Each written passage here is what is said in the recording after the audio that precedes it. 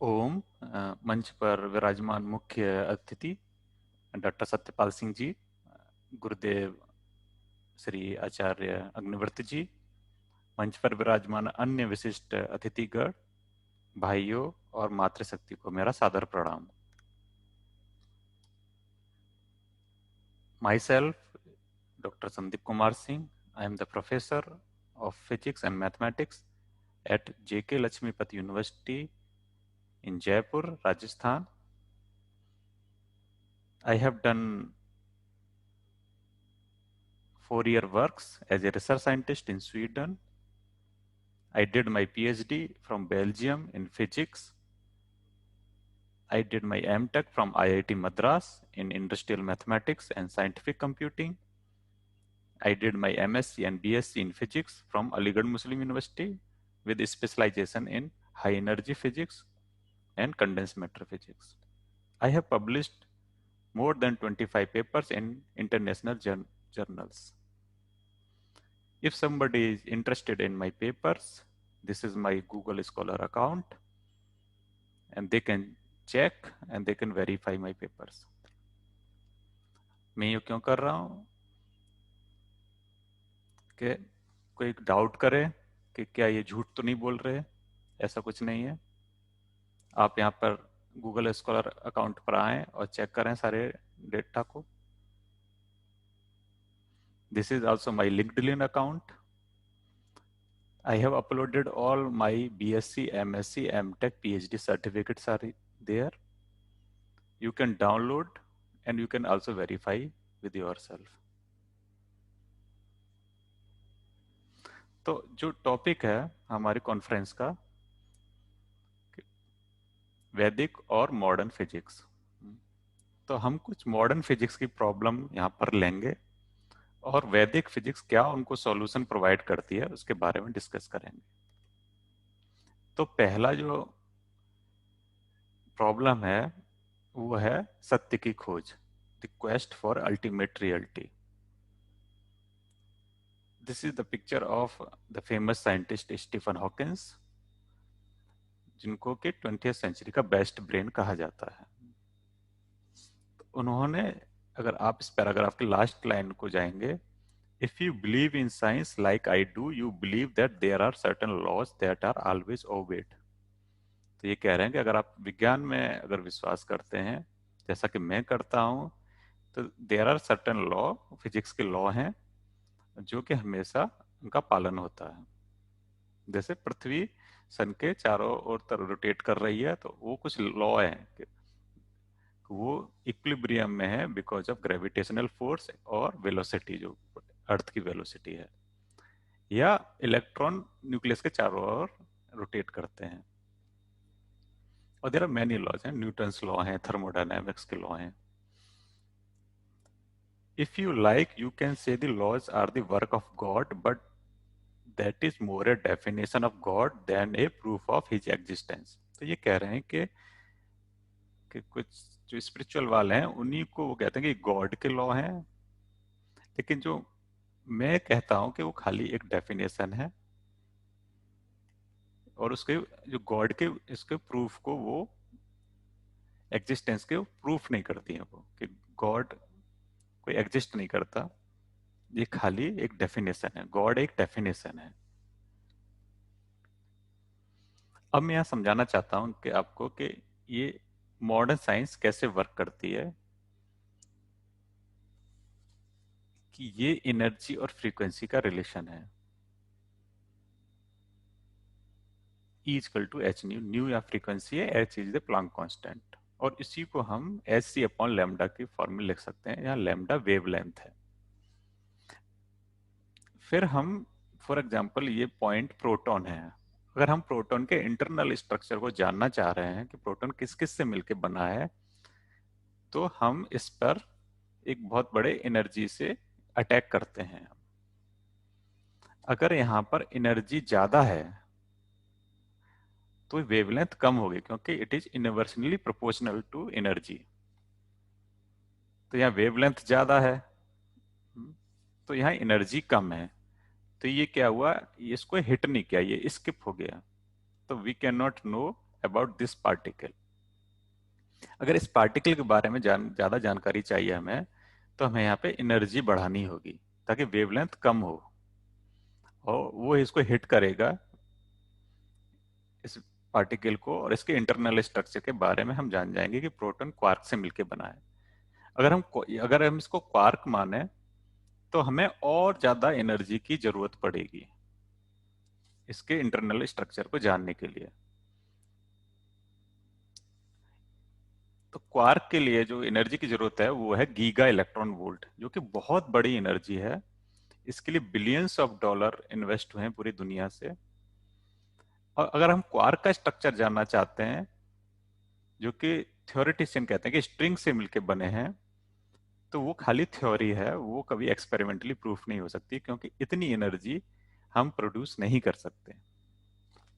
तो modern science क्या है कि ये टॉप डाउन अप्रोच में बिलीव करती है कि पहले हमने मॉलिक्यूल्स पता किए, फिर और अच्छी मशीनें बनाई हमने, तो फिर हम एटम पर आए। एटम प्रोटॉन न्यूट्रॉन से मिलकर बना है, इलेक्ट्रॉन से मिलकर बना है, प्रोटॉन का इंटरनल स्ट्रक्चर क्वार्क से मिलकर बना है, और बस यहीं तक हम रुक गए। अगर क्वार्क से अगर हमें स्ट्रिंग तक प्रूफ करना है, then we need a very big machine और लॉट ऑफ एनर्जी, तो वो कभी इस सदी में पूरा नहीं होगा।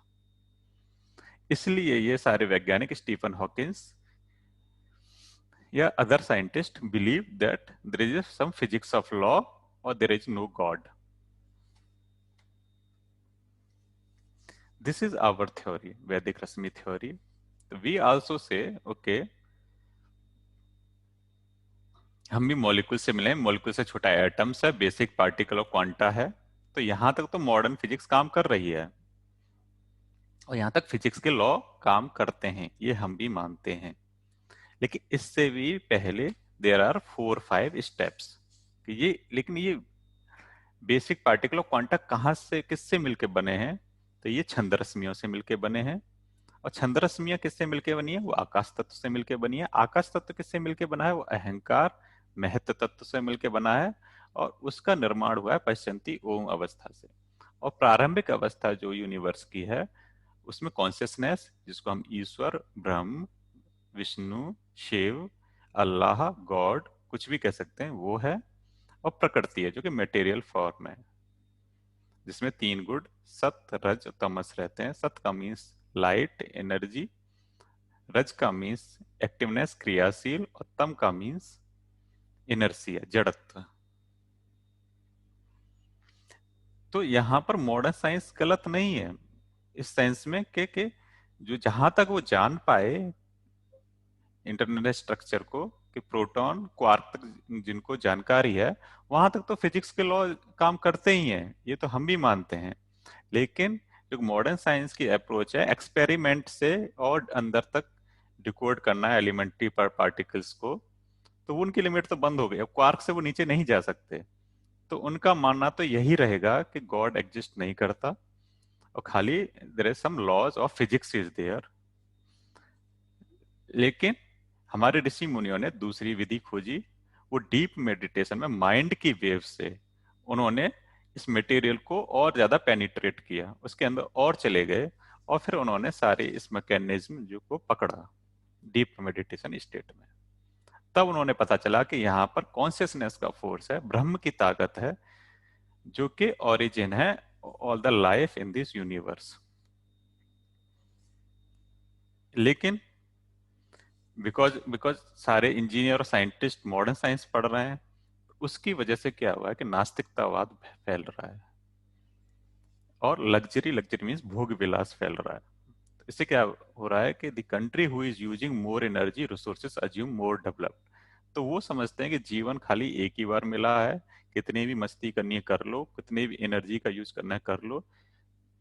तो वो बहुत ज्यादा एनर्जी का यूज कर रहे हैं। अमेरिका और यूरोप में एक एक पर्सन के पास बहुत बहुत बड़ी गाड़ियां, बहुत बहुत बड़े घर हैं, और वो दोहन कर रहे हैं प्रकृति का।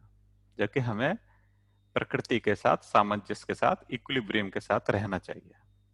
इस दोहन की प्रकृति के फलस्वरूप इस दुनिया में क्लाइमेट चेंज जैसी प्रॉब्लम पैदा हो रही है। No fear of karma, crime, corruption are increasing. अब लोगों में कोई दंड देने वाला नहीं है, ये विश्वास रहा है, एक ही बार जन्म मिला है, जितनी मौज मस्ती करनी है कर लो। इससे क्राइम में भी बढ़ावा मिल रहा है और करप्शन, भ्रष्टाचार भी बहुत ज्यादा हो रहा है। जो देवीय गुण हैं जैसे प्रेम, दया, करुणा, शिष्टाचार, इसे हम लव, काइंडनेस, एम्पैथी, ग्रेटिट्यूड भी कहते हैं, वो समाज में अब घट रहे हैं। और जो आसुरी गुण हैं, काम, क्रोध, लोभ, मोह, राग, द्वेष, बढ़ रहे हैं। इन सब की वजह से आधी population of whole world is under mental disorder, जो डिप्रेशन में चली गई है। अब दूसरा टॉपिक हम लेते हैं कॉस्मोलॉजी और बिग बैंग थ्योरी, कि बिग बैंग थ्योरी में क्या प्रॉब्लम है। तो पहला जो टॉपिक है वो एंट्रोपी है। एंट्रोपी का मीनिंग क्या है कि it is a measure of disorderness. कि ये, अगर ये एक एग्जांपल लेते हैं आपके हॉस्टल का, आप जिस घर में रहते हैं, आप सफाई करते हैं, लेकिन आप 2-3 दिन बाद देखते हैं कि सारा रूम अस्त व्यस्त हो गया है, तो ये ऑर्डर से डिसऑर्डर की तरफ बढ़ रहा है रूम आपका। तो हमें यही सेकंड लॉ ऑफ थर्मोडायनामिक्स कहता है कि चीजें वो ऑर्डर से डिसऑर्डर की तरफ बढ़ती हैं। लेकिन बिग बैंग में क्या हुआ कि यहाँ पे एक बहुत बड़ा विस्फोट हुआ, और फिर सारी चीजें, ये फिर गैलेक्सी बनती गई, तो यहाँ डिसऑर्डर से ऑर्डर आ रहा है। फिर हम लोग बने एक ऑर्डर है, सुपर इंटेलिजेंट क्रिएशन मान रहे हैं कि बहुत सब कुछ, आंखें हमारी, नाक, सब बहुत अच्छी तरह काम कर रहे हैं, एक ऑर्डर स्टेट में आ गए हम। तो this this violate the second law of thermodynamics.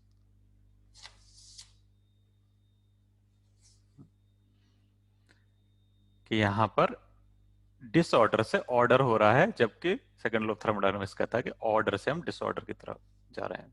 तो साइंटिस्ट अभी इस प्रॉब्लम को सॉल्व नहीं कर पाए कि इस सेकंड लॉ ऑफ थर्मोडायनामिक्स को कैसे हम एक्सप्लेन करें। The third is the unit of life is cell. हम जानते हैं सब, बिल्डिंग ब्लॉक जो है हमारा वो सेल है, और वो करीब करीब 40,000 एटम से मिलकर बना है। अब आइंस्टाइन, स्टीफन हॉकिंस ये सब कहते हैं कि ये सडनली एक जो सेल का स्ट्रक्चर है उसी तरह से फॉर्म हो गया, प्रोबेबिलिटी से, रेंडमनेस से, और इससे हमारा जीवन स्टार्ट हो गया। लेकिन अगर हम किसी मैथमेटिक्स हैं, डॉक्टर भूप सिंह जी ने किया है इसका कैलकुलेशन, डॉक्टर आचार्य अग्निवर्त जी ने बताया हमें, और उन्होंने ये पाया कि there are 40,000 atoms in a cell. अगर वो रैंडमनेस का और डिसऑर्डर और ऑर्डर का हम अगर रेशो निकाल लें, तो वो निकलता है 10⁻160:1 के। सेल के इस तरह के स्ट्रक्चर बनने में रैंडमली चांस से वो 1 है, और डिसऑर्डर का जो सेल नहीं बनने का वो रेशो है 10⁻160, 10⁻160। तो ये बहुत बड़ा नंबर है। तो इसलिए ये कोई पॉसिबल नहीं है। ये जब भी पॉसिबल है कि ये सेल कोई सुपर इंटेलिजेंस या ब्रह्म इसका निर्माण करे। अब तीसरी प्रॉब्लम आती है quest for theory of everything. तो मॉडर्न साइंस के according there are 4 fundamental forces: electromagnetic force, strong force, weak force and gravitational force. तो वो एक ऐसी थ्योरी बनाना चाह रहे हैं कि वो संसार की सारी फिनोमेना, जो सारी घटनाएं हो रही हैं, उनको एक्सप्लेन कर दे, सिंगल थ्योरी। तो अभी तक क्या हुआ है कि वो बहुत हार्ड वर्क के बाद इलेक्ट्रोमैग्नेटिक फोर्स, स्ट्रॉन्ग फोर्स और वीक फोर्स को ही कंबाइन कर पाए हैं, ग्रेविटेशनल फोर्स को इस थ्योरी में कंबाइन नहीं कर पाए। और इस वर्क के लिए उनको नोबेल प्राइज भी मिला, जो पाकिस्तान के एक साइंटिस्ट हैं, अबू सलाम, उनके नाम पर अबू सलाम international theoretical physics centre Italy में उनके नाम पर भी रखा गया। हम्म, तो अगर हम चारों फोर्सों को मिला के एक थ्योरी बनाए, तो उसको हम ग्रांड यूनिफिकेशन कहते हैं, और वो अभी तक एक ड्रीम बना हुआ है मॉडर्न साइंटिस्ट के लिए। ऑन द अदर हैंड, इसके विपरीत वैदिक रश्मि थ्योरी वो एक ऐसी थ्योरी है जो कि सूक्ष्म स्तर से, एटॉमिक लेवल से, कॉस्मोलॉजिकल और ब्रह्मांड की सारी कैलकुलेशन को एक्सप्लेन करती है। ग्रेविटी, जो कि अभी तक मिस्ट्री बनी हुई है मॉडर्न साइंस में, वैदिक रश्मि के द्वारा बहुत ही अच्छी तरह से इसका एक्सप्लेन किया गया है। और ग्रेविटी ही एक वो एलिमेंट है जो कि यूनिवर्स की सीक्रेट को अनलॉक करती है। और बहुत सारी फिनोमेना है, खाली ग्रेविटी ही नहीं। The structure of elementary particle, जैसे लाइक फोटोन, इलेक्ट्रॉन, जो कि मॉडर्न साइंस कहते हैं एलिमेंट्री पार्टिकल है। एलिमेंट्री पार्टिकल का मीनिंग है कि इनका कोई स्ट्रक्चर नहीं है, यही इनका आखिरी स्ट्रक्चर है। लेकिन वैदिक रश्मि थ्योरी कहती है कि फोटोन भी 360 वाइब्रेशन से मिलकर बना है। Origin of charge, for example, electron का चार्ज नेगेटिव ही क्यों होता है, इसके बारे में अभी मॉडर्न साइंस के पास कोई उत्तर नहीं है। और बहुत सारी फंडामेंटल प्रॉब्लम्स को बहुत ही अच्छे तर्क के साथ वैदिक रश्मि थ्योरी सॉल्व करती है। अब हम कुछ जर्नल प्रॉब्लम के आते हैं, सामाजिक प्रॉब्लम के ऊपर आते हैं कि वहां वैदिक साइंस कैसे हमारी हेल्प कर सकती है। अभी जो चल रहा है, कोरोना पेंडेमिक चल रहा है, और डब्ल्यूएचओ ने चेतावनी दी है कि ये पेंडेमिक खत्म होगा तो दूसरे भी बहुत आने वाले हैं। तो इसका हम क्या कर रहे हैं, हम केमिकल स्प्रे और फॉग का यूज कर रहे हैं, और we are polluting our air and ground so heavily. और एक वैक्सीन बनने में भी सालों लगते हैं, और विश्व की जनसंख्या जैसे 800 करोड़ है, तो सबको वैक्सीन प्रोवाइड करना ये 3-4 साल या 5 साल का टास्क है, और बहुत ही कॉस्टली टास्क है। तो इसका रीजन क्या है इन पैंडेमिक्स का? Exploitation of nature. नेचर का बहुत ज्यादा दोहन हो रहा है, और सबसे ज्यादा तो मीट इंडस्ट्रीज के लिए रेस्पॉन्सिबल है, क्योंकि आजकल बहुत सारे फार्म फार्म खुल गए, मीट का बहुत ही ज्यादा लोगों में क्रेज बढ़ता जा रहा है। तो सप्लाई को बरकरार रखने के लिए ये पिग फार्म है, मुर्गी पालन है, जहाँ पर बहुत ज्यादा जानवरों को एक छोटे से क्षेत्रफल में रखा जाता है। तो कोई भी बर्ड हुई या पिग हुआ, उसका इन्फेक्शन, सारे इन्फेक्शन फैल जाता है, और वो मीट प्रोसेसिंग के थ्रू या खाने के द्वारा वो मनुष्यों में भी फैल जाता है। लेकिन वेजिटेरियन पीपल तो इनोसेंट है बेचारे, वो खा भी नहीं रहे, लेकिन तब भी उनको ये सजा मिल रही है, वो इसका शिकार हो जाते हैं। तो इसका क्या सॉल्यूशन है? तो हमारे देश में काढ़े का बहुत ज्यादा प्रचार हुआ जब कोरोना पेंडेमिक फैला, और फॉरेन मीडिया ने इसका क्रेडिट नहीं देती हमें। वो कहती है कि इंडिया में ये हर्ड इम्यूनिटी है, और दूसरे फैक्टर हैं जो कि रेस्पॉन्सिबल है लेस डेथ के लिए, कम डेथ हुई है इंडिया में।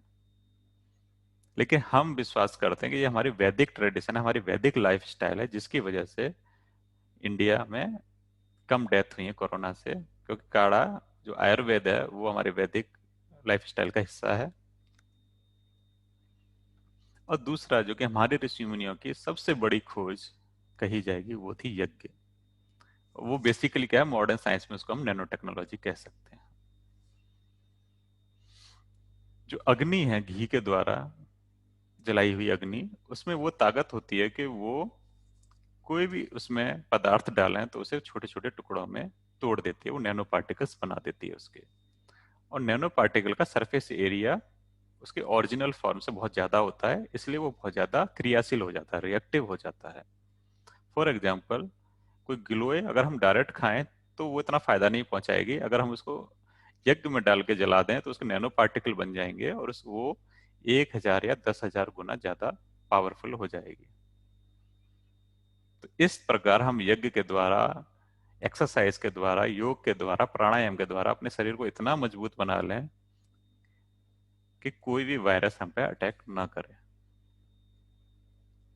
जी, अदर प्रॉब्लम्स आर पॉल्यूशन में। तो आज के जमाने में हमारी सोसाइटी पॉल्यूशन से गंभीर रूप से पीड़ित है। उसमें वायु प्रदूषण, जल प्रदूषण है, और ये पॉलीथीन प्रदूषण है। तो इसके भी वैदिक साइंस क्या सॉल्यूशन देती है? तो हमें थोड़ा अपना जीवन का लाइफस्टाइल सुधारने की जरूरत है। जैसे पहले हम कुछ साल पहले हम पत्तलों पर खाना खाते थे, तो पत्तल तो बायोडिग्रेडेबल मटेरियल है, किसे फेंक दो तो वो दोबारा जमीन में मिल जाएगी। और पानी भी और दही भी हम कुल्हड़ों में लेते थे, मिट्टी के बर्तनों में। कुछ लोग भी एक नई यूनिक अप्रोच के साथ आए हैं, जैसे ये चम्मच बनाई है किसी ने मसालों की, तो इससे अपना सूप और कुछ खाओ और बाद में चम्मच को भी खा लो, क्योंकि ये भी मसालों से बनी है। साइंस भी बायो मटेरियल की खोज कर रही है, जैसे जो पेड़ से जो मिलने वाले मटेरियल है, सेलुलोज और बायो मटेरियल, वो भी उतने ही काम कर सकते हैं इलेक्ट्रॉनिक्स में और अदर इंडस्ट्रीज में। लेकिन इसमें भी बहुत ज्यादा रिसर्च की जरूरत है। सोलर सेल भी बायो बायो मटेरियल से बन सकते हैं, लेकिन उनमें अभी थर्मल स्टेबिलिटी मींस जो सिलिकॉन का सोलर सेल है वो 25 साल तक उसकी लाइफ टाइम है, लेकिन थर्मल और बायो मटेरियल के जो सोलर सेल हैं उनकी उम्र 4 या 5 दिन है। तो थर्मल स्टेबिलिटी अभी एक इशू बना हुआ है। अगर ये सॉल्व हो जाता है फ्यूचर में, तो हम बायोडिग्रेडेबल प्रोडक्ट्स बना सकते हैं। अब छठा टॉपिक आता है mind hacking and social media. तो आजकल हम सब लोग सोशल मीडिया पर हैं, लेकिन और ये फ्री में फेसबुक, गूगल, ट्विटर एक्सेस दे रहे हैं अपनी सर्विस का। लेकिन उसमें उन कंपनियों की कुछ अपना चालाकी है कि ये सब कुछ फ्री में नहीं है। वो हमारा जो कीमती डेटा है, जो हम बातें करते हैं आपस में, जो हम लाइक डिसलाइक करते हैं, हमारे इमोशंस को, हमारे बिहेवियर को, समाज के बिहेवियर को वो वापस अमेरिका भेज रहे हैं सारे डेटा को। तो उस डेटा से क्या होता है? तो वो डेटा वो मार्केटिंग कंपनियों को, पॉलिटिकल पार्टियों को बेच देते हैं, उससे वो ह्यूज प्रॉफिट कमाते हैं। और इससे क्या होता है कि इससे देश की सुरक्षा को खतरा पैदा हो जाता है। तो इसके लिए हम क्या कर सकते हैं? तो इसका बचाव है स्वराज बाई महर्षि दयानंद सरस्वती। तो महर्षि दयानंद सरस्वती ने स्वराज का उद्भव किया कि अगर हम अपने देश में ही, अगर हम सोशल मीडिया का यूज करना चाहते हैं, तो हमें सर्विस प्रोवाइडर ना होकर वैल्यू एडेड कंपनी बनानी होगी। हम अमेरिका के या दूसरे देशों की कंपनियों में सर्विस ना करें, हम अपने देश की कंपनियां बचाएं, ताकि हमारे देश का डेटा हमारे पास ही रहे। अगर इंडिया ही इस डेटा को बचाना चाहता है, तो उसे फेसबुक, ट्विटर और गूगल जैसी कंपनियां खुद खड़ी करनी होंगी। और सोशल मीडिया से क्या प्रॉब्लम आ रही है? जैसे आपका मोबाइल आपके पास रखा है, तो कोई मैसेज आया फेसबुक पर या ट्विटर पर या व्हाट्सएप पर, तो आप तुरंत उस मैसेज को देखने लगते हैं। तो इससे क्या हो रहा है कि स्टूडेंट का कंसंट्रेशन, अटेंशन और मेमोरी वीक हो रही है। वो पढ़ाई में मन नहीं लगा पा रहे, अच्छा परफॉर्म नहीं कर पा रहे एग्जाम्स में। जबकि हमने सुना है अपने ऋषि मुनियों से कि concentration is the key to success, कि कंसंट्रेशन ही सफलता की कुंजी है। तो इसके लिए हमारे ऋषि मुनियों ने तो बहुत तपस्या की। ऐसे इसका जो वैदिक सॉल्यूशन है वो है अष्टांग योग और पतंजलि, कि हमें यम, सफाई और दूसरे जो यम के नियम है, 5 नियम है, दूसरे की चोरी न करना, सत्य बोलना, अहिंसा रखना, आसन, प्राणायाम, अपने शरीर को एनर्जी देना प्राणायाम से, प्राण एनर्जी देना, आसन। आसन का यहाँ पे मतलब है कि एक आप जब ध्यान की मुद्रा में, तो एक कोई आसन है आपको, तो लॉन्ग टर्म वो उस आसन में बैठे रहना। प्रत्याहार, व्यसनों से दूर रहना। फिर धारणा, धारणा, ध्यान और समाधि, ये सब माइंड के कंसंट्रेशन के लिए हैं। तो इस तरह से हम अपने माइंड को ट्रेंड कर सकते हैं और अपने जीवन में अपने जो भी अपना जो मनचाहा फील्ड है उसमें सफलता प्राप्त कर सकते हैं। अब अगला टॉपिक है artificial intelligence, quantum computing and word instability. तो इसमें क्या है कि the world of AI and automation is inevitable. तो आर्टिफिशियल इंटेलिजेंस और ऑटोमेशन आ रहे हैं। हम कितना भी कह लें कि हम पे कुछ नहीं होगा, ये रुकने वाले नहीं है, ये आ ही रहे हैं। और इससे क्या हो रहा है कि मशीनें ज्यादा स्मार्ट होती जा रही हैं और ह्यूमंस आर डमर, ह्यूमंस बुद्धू होते जा रहे हैं। फिर कुछ लोग इसका पक्ष लेते हैं कि इससे जॉब लॉस्ट हो रही है, तो क्रिएटिव भी हो रही है। लेकिन सत्य ये है कि जॉब पुअर देशों में लॉस्ट हो रही है, जैसे इंडिया में। जैसे टैक्सी का केस लें हम, तो पहले टैक्सी ड्राइवर होते थे, लेकिन ओला उबेर आया, तो जॉब तो यहाँ पर लॉस्ट हो गई। लेकिन जो उबेर की वजह से जो इंजीनियर हैं, artificial intelligence engineer, software engineer, वो सारे अमेरिका में जॉब्स क्रिएट हुई हैं या दूसरे देशों में, यूरोप में जॉब क्रिएट हुई। तो जॉब लॉस्ट हो रही है डेवलपिंग कंट्री में, लेकिन जॉब क्रिएट हो रही है डेवलप्ड कंट्रीज में। तो इंडिया जैसे देशों में, जो कि यहाँ पर बेरोजगारी एक बहुत बड़ा मुद्दा है, तो और ज्यादा बेरोजगारी अभी अगले 10 सालों में बढ़ेगी। अब इस आर्टिफिशियल इंटेलिजेंस से भी डेंजरस एक और खतरनाक टेक्नोलॉजी है क्वांटम कंप्यूटिंग। अभी आप हमेशा न्यूज़पेपर में चाइना और अमेरिका के आपस में लड़ाई की बातें सुनते रहते हैं कि ये इन पर प्रेशर क्रिएट कर रहे हैं और ये ट्रेड वार है, लेकिन एक्चुअल में अंदर की स्टोरी है कि ये ट्रेड वार नहीं है, ये आर्टिफ क्वांटम कंप्यूटिंग में आगे निकलने की रेस है। जिस देश के पास ये टेक्नोलॉजी होगी क्वांटम कंप्यूटिंग, वो उस पूरी दुनिया पर राज करेगा। लेकिन ऐसे जॉब लॉस्ट हो जाएगी, तो वैदिक सॉल्यूशन क्या है इसका? जो महाराज मनु ने अपना मनु मॉडल दिया कि सब लोग एक छोटे से एरिया में, फॉर एग्जांपल एक जिले में, एक या एक कस्बे में या एक गांव में अलग अलग काम करें। जैसे कोई बुनकर हो गया, कोई किसान हो गया, कोई टीचर हो गया, कोई मिल्कमैन है, कोई शॉपर है। और फिर वो एक दूसरे को सामान बेचें, चाहे शुरू में थोड़ा महंगा सामान होगा इंटरनेशनल कंपनी के कंपैरिजन में, लेकिन इससे सबको रोजगार मिलेगा। लेकिन हमें एक बात यहाँ पे याद रखनी है कि कोई जुलाहा या किसान का काम कर रहा है, तो सब मनुष्यों का एक अपना आत्मसम्मान है। उसको हमें ठेस नहीं पहुंचानी है, किसी को गाली नहीं देनी है। और ये खाली कर्म फिलॉसफी पर होना चाहिए, मीन्स काम काम होता है, हमें उसको ध्यान में रखना चाहिए। अब हम थोड़ा नेशनल सिक्योरिटी की बात करें, उसमें आता है एनर्जी वेपन्स। तो आजकल आपने सुना होगा कि अमेरिका ने एक नया एनर्जी वेपन्स, लेजर वेपन्स बनाया है। तो इससे वो हवा में ही किसी भी मिसाइल्स और एरोप्लेन को मार गिरा सकता है। और दूसरे भी एनर्जी वेपन्स है, माइक्रोवेव वेपन्स आ रहे हैं। और हमने सुना कि चाइना ने भी ऐसे इंडियन सैनिकों पर इस्तेमाल किया। ये अभी इनकी कोई पुष्टि नहीं है खबरों की, लेकिन एनर्जी माइक्रोवेव वेपन्स क्या करते हैं कि उस चोटियों पर या उस एरिया में जहाँ पे छोड़े जाते हैं, वहां पर टेम्परेचर को 50 डिग्री से भी ऊपर बढ़ा देते हैं, जिससे हमें शरीर में पानी की कमी, उल्टियां और शरीर कमजोर हो जाता है। तो इसका वैदिक सॉल्यूशन क्या है माइक्रो इससे फाइट करने का? तो इसका एक ही सॉल्यूशन है कि एनर्जी वेपन्स को एनर्जी वेपन के द्वारा ही काटा जा सकता है। जैसे एक बार गुरु जी ने बताया हमें कि भीष्म पिता ने एक अग्निबाण छोड़ा, जो कि पांडवों की सेना पर चारों तरफ आग ही आग उसने लगा दी। तब भगवान श्री कृष्ण ने कहा कि इसका सॉल्यूशन, इस एनर्जी का सॉल्यूशन विनय है। हम हाथ जोड़ के उस शक्ति, उस एनर्जी के आगे खड़े हो जाएं। तो सब लोग अपने रथों से उतर गए और विनय पूर्वक, श्रद्धा से, मन की शक्तियों से उससे माफी मांगी या उसके सामने हाथ जोड़े। तो फिर वो आग अपने आप शांत हो गई। तो इसका मीनिंग क्या है कि एक एनर्जी वेपन्स, एक एनर्जी का सॉल्यूशन दूसरी एनर्जी है। या हम एग्जांपल है, एक ब्रह्मास्त्र का काट एक ब्रह्मास्त्र ही कर सकता था। लेकिन अभी इस मैटर में हमारी साइंस अधूरी है।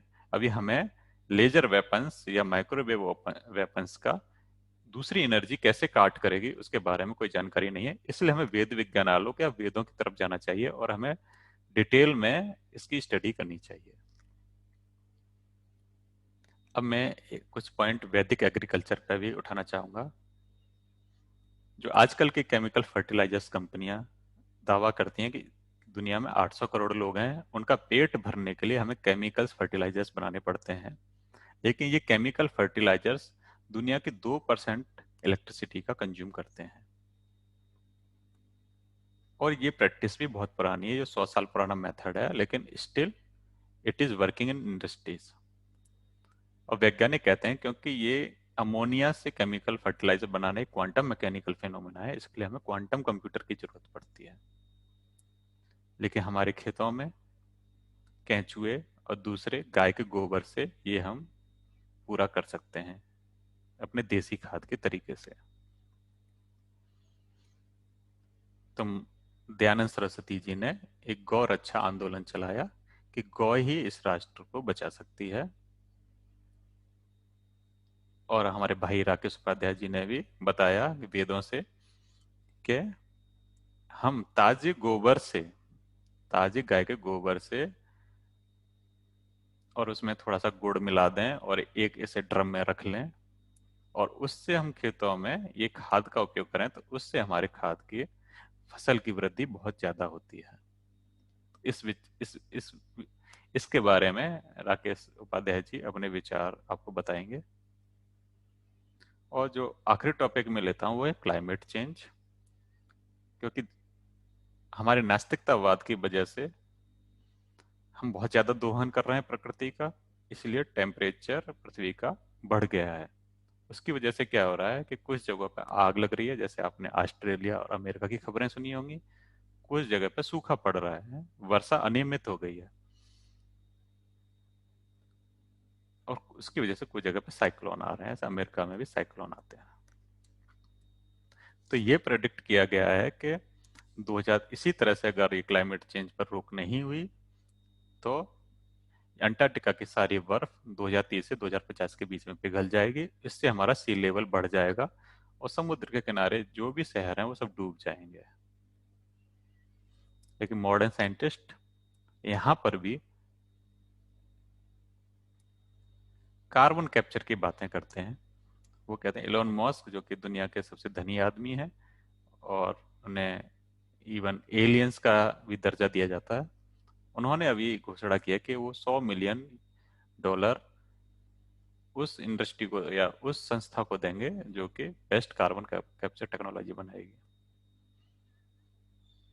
जबकि इसका वैदिक में आसान सॉल्यूशन है, हमें प्रकृति के साथ मित्रता से रहना चाहिए। हमें, हमारे पेड़ वही काम कर रहे हैं, हमें करोड़ों अरबों पेड़ लगाने चाहिए, वो अपने आप वर्षा को ला रहे हैं।